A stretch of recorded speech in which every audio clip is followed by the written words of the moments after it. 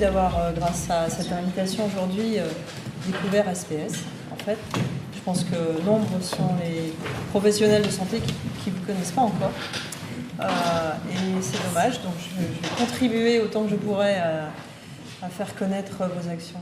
Alors j'avais envie peut-être juste de prendre quelques minutes pour vous raconter 3 choses. D'abord, comment je suis arrivée à faire de la méditation pour moi, c'est un parcours personnel. Qu'est-ce que j'ai mis en place dans mon service et en quoi je pense que c'est une approche qui est intéressante pour servir la cause dont on discute aujourd'hui. Donc moi, ça fait 25 ans que je travaille à la Pitié-Salpêtrière. La médecine, ça a, depuis du plus loin que je puisse me souvenir de ce que je voulais faire dans la vie, c'était soigner les gens, c'était être docteur, et l'hôpital, ça a été beaucoup ma deuxième maison. Et j'ai passé beaucoup de temps, beaucoup de travail à l'hôpital. Et je pense que je suis arrivée à la méditation de pleine conscience je sais que je suis arrivée à la méditation de pleine conscience pour moi d'abord, sans doute dans un moment où probablement j'aurais été droit dans le mur du burn-out, très certainement, si j'avais pas trouvé par hasard, alors c'est rigolo parce que c'est Google, merci Google, à force de faire des recherches sur un truc, d'un seul coup il vous sert un machin et vous dites « Ah mais tiens merci, c'est quoi ce truc-là » Moi, la méditation, ça m'intéressait. J'ai même fait mon postdoc à Boston. Et à cette époque-là, je n'avais même pas eu connaissance de Jon Kabat-Zinn, de ce qu'il avait monté à Boston et de son parcours. C'est drôle quand même, la vie. J'ai passé 2 ans là-bas en ne connaissant pas du tout ça. Et quelques années plus tard, c'est finalement à Paris que j'ai découvert le programme laïque, entre guillemets, de méditation de pleine conscience. Alors la méditation, je ne vais pas vous expliquer ce que c'est. D'abord parce que c'est très compliqué à expliquer, mais c'est surtout parce que c'est une richesse qui appartient à l'humanité des milliers d'années et que ce n'est pas moi qui l'ai inventé, bien entendu. Ce qui a été l'originalité du parcours de Jon Kabat-Zinn, ça a été de rendre disponible, de rendre accessible une approche autour de la méditation de pleine conscience en la dissociant de la culture bouddhiste et de l'enseignement bouddhiste. Et ça a été vraiment la clé d'un démarrage dans une société occidentale de ces pratiques. Et surtout, ce qui m'a frappé quand j'ai découvert son programme, c'est que la première chose qu'il a fait lui aux États-Unis, au Massachusetts General Hospital, ça a été d'enseigner à l'hôpital. Et quand j'ai découvert ça, je me suis dit, mais waouh, ok, mais ça m'intéresse. Donc j'ai d'abord fait son stage de formation pour pratiquer la méditation pour moi, dans un moment où moi, ce qui me posait problème, c'était l'impression que la cocotte minute, il y avait trop de trucs dans ma vie, il y avait trop de boulot, il y avait trop de stress, il y avait trop de tout ça. Et puis, découvrant ça, immédiatement, j'ai voulu faire la formation professionnelle en me disant, c'est absolument ça qu'il me faut pour mes patients à l'hôpital. Pourquoi ? Parce que travaillant dans le champ de la néphrologie avec des patients chroniques, comme on a tous à prendre en charge, accompagnant des gens qui essayent tant bien que mal de vivre avec la maladie, avec les traitements qu'on leur propose. Et Dieu sait si en néphrologie, c'est quand même lourd à porter. Dialyse, transplantation, c'est quand même pas rien. Moi, je m'étais beaucoup investie dans l'éducation thérapeutique. Et à ce moment-là, j'avais une espèce de frustration un peu dure à vivre de l'éducation thérapeutique parce que c'était le début de ce qu'on avait mis en place nous en néphrologie, parce que je trouvais que ça restait trop du cognitif, parce qu'on était là en train de vouloir apprendre aux malades les médicaments, la maladie, puis moi je les trouvais toujours autant stressés, toujours autant malheureux, toujours autant mal dans leur vie de malade, et je me disais mais j'ai raté un truc, c'est pas possible. Et donc pour moi la méditation de pleine conscience est rentrée à l'hôpital d'abord pour servir aux malades. Et donc depuis 6 ans, il y a 6 ans, j'ai commencé à enseigner dans la salle de staff, on a poussé les tables, on a mis un petit panneau où il y avait marqué « Atelier de gestion du stress par la méditation ». J'ai pas trop dit à tout le monde que c'était ça que je faisais vraiment. La gestion du stress, ça va à tout le monde, la méditation déjà, voilà. Et puis finalement, c'est les malades qui m'ont fait confiance parce que eux, la gestion du stress, ça leur parlait vraiment beaucoup. Et ils s'en foutaient en fait que ce soit la méditation ou des pirouettes ou autre chose. Ce qu'ils voulaient, c'était qu'il y ait quelque chose d'ouvert pour eux, que j'ai intégré dans le programme d'éducation thérapeutique. Ça peut juste donner des pistes pour dire que parfois, faut pas hésiter à mettre des approches là où elles sont pas. Et finalement, les patients étaient très rassurés de pouvoir découvrir ces pratiques avec le docteur du service. Et donc, qu'est-ce qu'on a fait ? J'ai enlevé ma blouse, j'ai partagé cette approche de la méditation de pleine conscience avec des groupes de patients. Et là, j'ai découvert en live ce que ça changeait pour eux. Ce que j'ai essayé de faire, c'était de me dire que c'était pas légitime d'amener ce genre de pratique à l'hôpital si on n'essayait pas au moins de les évaluer un tout petit peu. Et même si ça n'a pas été des projets de recherche structurés, parce que des appels d'offres qui financent des programmes de méditation, il n'y en a quand même pas des caisses. Ça va venir, hein, mais voilà, on n'en était pas là. Donc j'ai trouvé des stagiaires, anthropologues, sociologues, psychologues, voilà, et ça a avancé comme ça. Mais à chaque fois, on a eu quelqu'un qui était là pour participer au stage de méditation, mais conduire des entretiens qualitatifs, évaluer avec des questionnaires ceci ou cela. Et petit à petit, on s'est construit une culture pour comprendre en quoi ça changeait la vie des patients. Alors, on n'est pas là pour parler de ça peut-être aujourd'hui, mais si quand même un mot. Pourquoi ? Parce que vous allez voir que ce que je vais vous dire sur l'approche de la méditation de pleine conscience pour les soignants, c'est une des dimensions, c'est la relation de soins. Et c'est vraiment en ça que je trouve que la méditation a peut-être quelque chose de plus original à faire valoir. Et du coup, dans la relation de soins, évidemment, il y a le patient. Donc moi, ça m'a beaucoup intéressée. Je trouve, pour finir cette question-là, que ce que les patients découvrent avec la méditation de pleine conscience, c'est prendre soin de soi. Okay, ça nous intéresse aussi pour les soignants, on va y revenir. Comment je peux prendre soin de moi, comment je peux me reconnecter avec mes perceptions, mes émotions, mes sensations. Alors peut-être que quand même, il faut que je vous dise un mot de qu'est-ce que c'est pour ceux qui se posent la question quand même de... Parce que la méditation, ça fait partie... Ce qui est compliqué aujourd'hui, c'est qu'on en parle tous les jours, à la télé, à la radio. J'adore Christophe André, mais il est partout. C'est un ami, c'est quelqu'un qui m'a beaucoup aidé, qui je pense a eu un rôle fondamental à jouer en France et qui continue à jouer dans la découverte de ce que sont ces pratiques. Mais c'est vrai qu'on en parle beaucoup. Alors à force d'en parler beaucoup, on finit par plus savoir ce que c'est. La méditation, c'est quelque chose de très concret qui consiste à prendre du temps, se poser, retourner le projecteur à l'intérieur et observer ce qu'on ressent. Et finalement, pour des gens qui sont soignants, ça parle quand même. C'est revenir à l'exploration de ces sensations. On est quand même configuré avec des sens, avec une capacité cognitive et mentale d'observer nos pensées, avec la capacité d'être en lien avec nos émotions. Et bien ça, c'est la méditation, c'est juste regarder ce qui est là. Donc il n'y a pas l'idée d'arrêter de penser, il n'y a pas l'idée de faire quoi que ce soit. Il y a beaucoup plus difficile que ça, il y a l'idée de savoir si on peut juste être. Alors déjà, pour des soignants, on a mis la barre un peu haut parce que quand on est soignant, on a envie de faire. On a envie de sauver l'humanité, on a envie d'être là pour les autres, on a envie de donner, on a envie d'être disponible pour les patients, pour la souffrance des autres. Et là, du coup, il s'agit déjà de revenir à juste rien, juste faire, être avec soi, être présent à ses sensations, à ses émotions.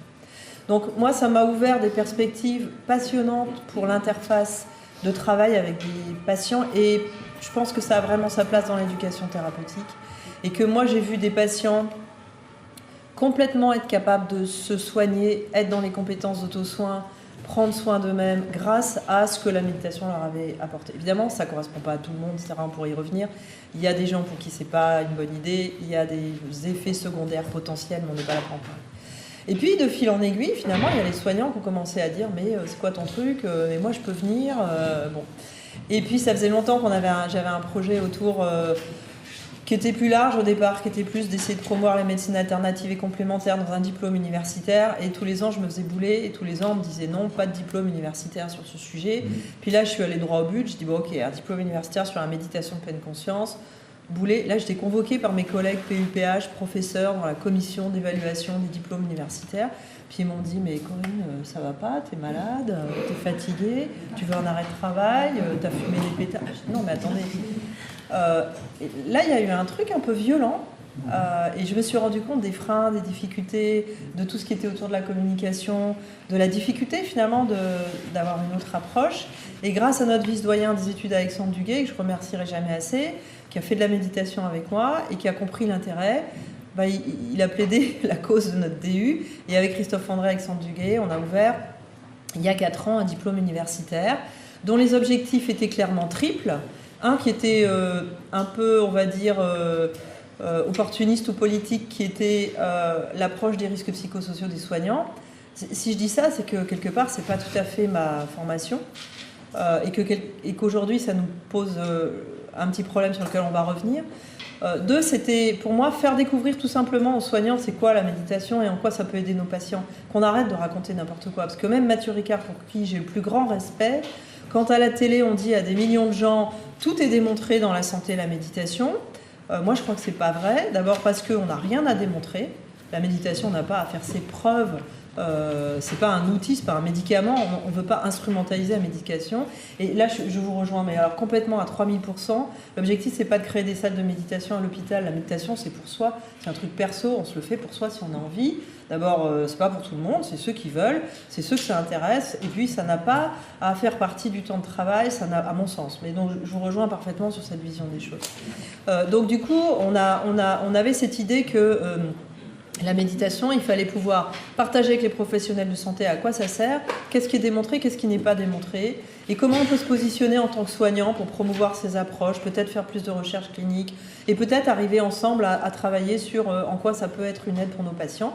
Et puis le dernier point de ce diplôme, c'est de se dire en quoi ça peut aider à développer la qualité de la relation de soins. Et ça, c'est peut-être ce champ-là, en termes de recherche clinique, qui m'intéresse le plus aujourd'hui, dans lequel je pense qu'il y a le plus de choses à faire. Parce qu'en effet, je pense qu'il nous manque un truc énormissime, en fait, moi, dans notre formation, dans notre parcours, formation initiale, formation continue, et je le dis à dessein devant vous, hein, c'est qu'il faut qu'on arrête de former des soignants en leur disant qu'ils vont guérir des gens qui sont les sauveurs de l'humanité. Il faut qu'on arrête de croire que parce qu'on va faire le génome humain de A à Z, on va aider des gens qui sont dans la maladie chronique. Il faut qu'on explique et qu'on forme les soignants dans l'idée qu'une grande partie de leur rôle, c'est de leur présence à l'autre.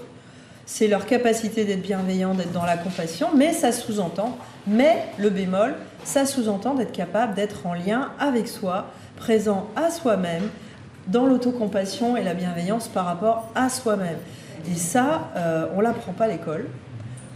On est souvent dans un déficit d'autocompassion constitutionnel dans nos cultures, et quand on discute avec des gens qui sont dans des cultures plus orientales, ils vous regardent avec des yeux ronds en disant « mais pourquoi vous n'êtes pas comme ça, vous ?» Parce que c'est culturel.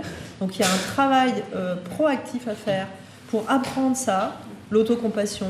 On n'est pas un nul, un fatigué, un feignant, un fragile. Si on dit à nos malades « attendez là les gars, il faut que j'aille me reposer un quart d'heure parce que je suis fatiguée », ou bien si on dit « mais ce que vous me racontez, ça me touche, et là j'ai une émotion, je la partage avec vous », on peut dire ça à nos malades. Il faut qu'on apprenne à le dire, il faut qu'on apprenne qu'il y a cet espace. Et pour moi, la méditation de pleine conscience, c'est vraiment apprendre à des soignants à pouvoir dire, voilà, moi j'ai des émotions, il faut que je travaille avec ça, il faut que je sois capable de les ressentir, il ne faut pas que je sois dans le déni de mes émotions, parce que c'est là qu'on se paye le burn-out à la fin, à mon avis.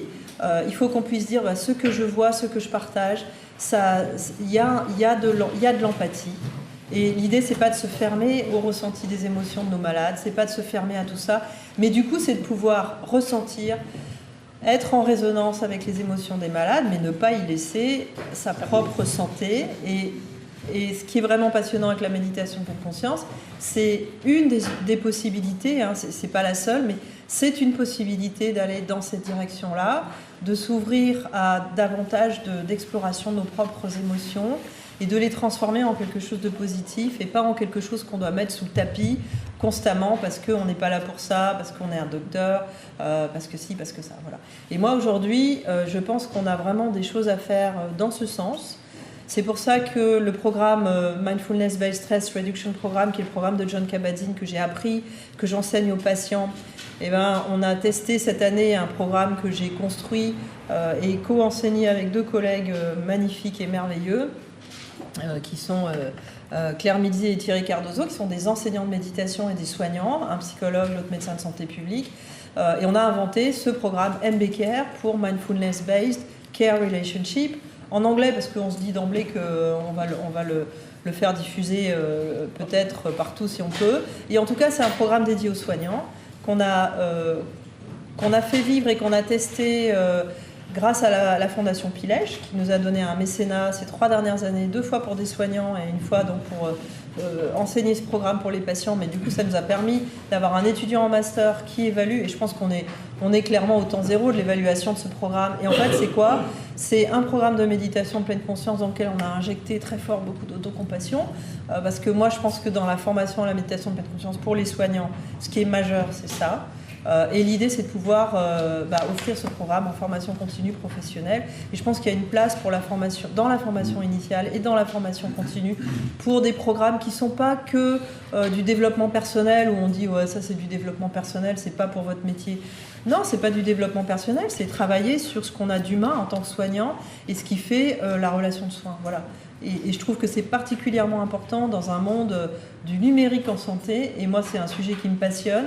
Je pense que si on a quelque chose à défendre aujourd'hui, c'est vraiment ce qui reste du cœur d'un métier du soignant, c'est la relation. Et tout ce qui va contribuer et je vais m'arrêter là, à développer la relation, la présence, la qualité de présence, la qualité d'écoute, c'est ça notre job.